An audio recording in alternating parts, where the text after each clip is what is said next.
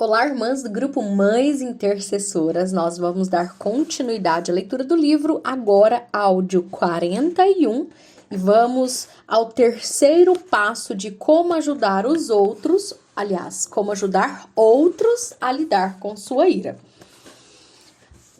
Ajude a pessoa a controlar as expressões de sua ira pecaminosa e a substituí-las por palavras e ações piedosas. Depois de levar seu amigo a abraçar o Deus da graça nesta fase, você o tentará ajudá-lo a mudar sua conduta irada.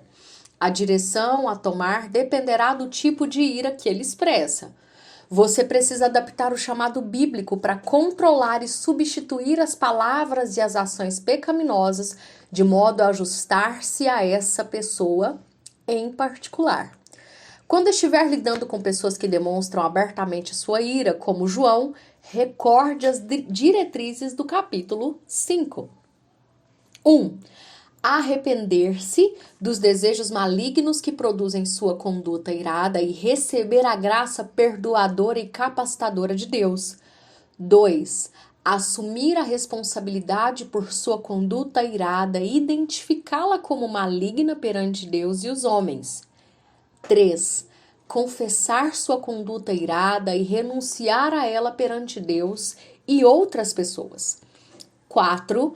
Renovar sua fé em Cristo e em suas promessas a pessoas iradas contidas no Evangelho.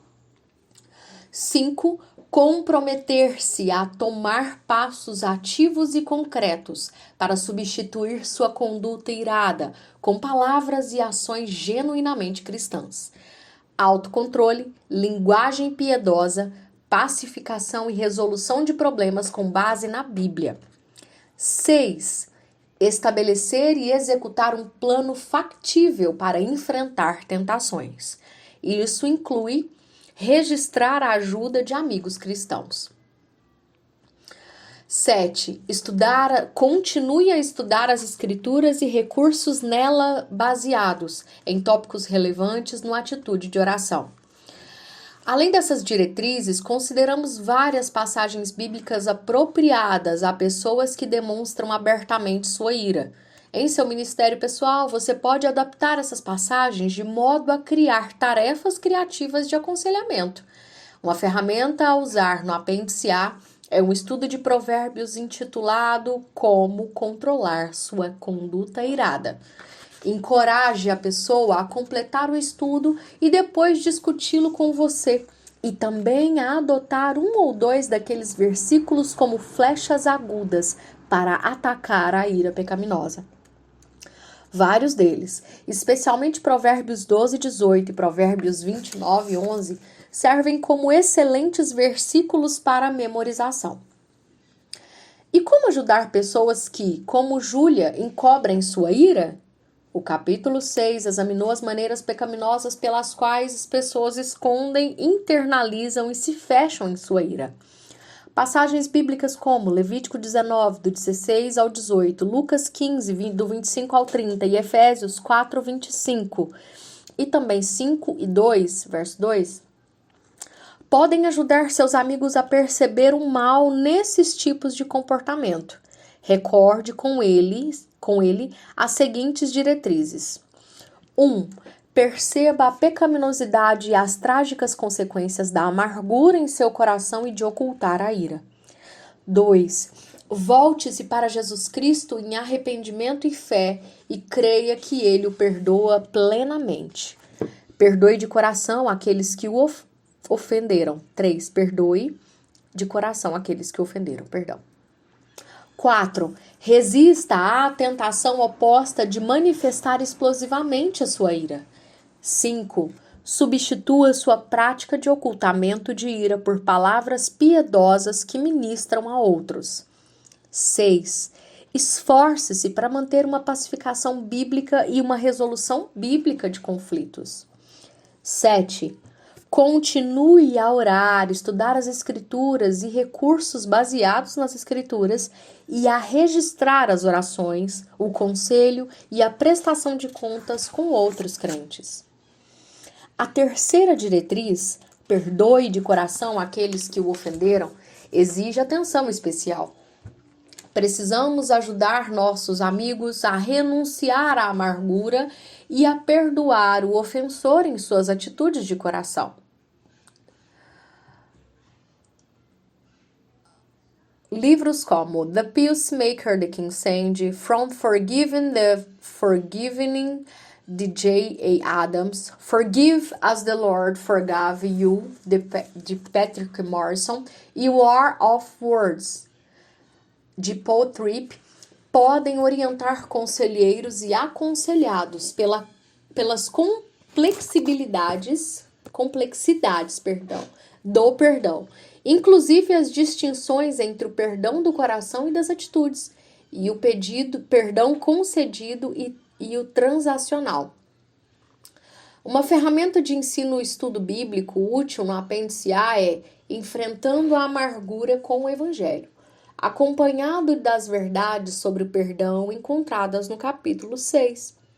Os capítulos 4 e 5 sugeriram outras tarefas para serem feitas em casa. Além disso, você pode usar o manual de Wayne Mack, que contém várias tarefas práticas, incluindo autoanálise, ensino bíblico, sugestões práticas e outros estudos baseados nas Escrituras. Um esclarecimento adicional. A Bíblia ensina que essas mudanças de comportamento honram a Deus e refletem transformação piedosa, profunda e duradoura, apenas se fluírem do tipo de arrependimento de coração que temos proposto acima. Isso não significa, no entanto, que em nosso ministério de aconselhamento deveríamos deixar de cobrar esse tipo de obediência desde o princípio. Na verdade, nossa insistência em que o aconselhado obedeça e demonstre autocontrole desde o princípio, com frequência expõe a necessidade que a pessoa tem da graça e cria a dependência de Deus. Em outras palavras, ao exortar pessoas que expressam sua ira para parar de fazê-lo imediatamente, e ao exortar pessoas que escondem sua ira a falar de maneira sincera e edificante, desde o princípio, você, na verdade, os impulsiona em direção a Cristo e ao Evangelho. Em minha própria experiência, percebo que a mesma Bíblia que se opunha às minhas expressões de ira também expôs e fez em pedaços as raízes da minha ira, indicando-me o Redentor em quem pessoas críticas e exigentes como eu encontram misericórdia perdoadora e graça que transforma a vida. Ajudar pessoas iradas pode ser caro. Custará a você o tempo necessário para cultivar um relacionamento e caminhar com seu amigo. Vai lhe custar a energia de ler a Bíblia e orar. Pode até sujeitar você à ira de seu aconselhado. Todavia, as riquezas de servir a nosso Senhor nesse ministério superam em muito o investimento. Ver amigos, familiares e membros de nossa igreja humilhar-se perante o Deus da graça é uma rica recompensa, como nos lembra Tiago 5, 19 e 20. Meus irmãos, se algum de vocês se desviar da verdade e alguém o trouxer de volta, lembrem-se disso. Quem converte um pecador do erro do seu caminho salvará a vida dessa pessoa e fará que muitíssimos pecados sejam perdoados. Para reflexão posterior e aplicação à vida. 1. Medite nas seguintes passagens mencionadas acima. Romanos 15, 14. Romanos 15, 14, Gálatas 6, 1, 2, Efésios 4, 12 ao 16, Colossenses 3, 16, 1 Tessalonicenses 5, 12, 13, Hebreus 13, 12 e 13, Tiago 5, 19 e 20. Pergunte a Deus que tipo de ministério pessoal Ele quer que você tenha nas vidas de seus amigos, especialmente os irados. 2. Aliste 2 ou 3 amigos, companheiros da igreja, de igreja ou familiares que possam estar lutando com ira.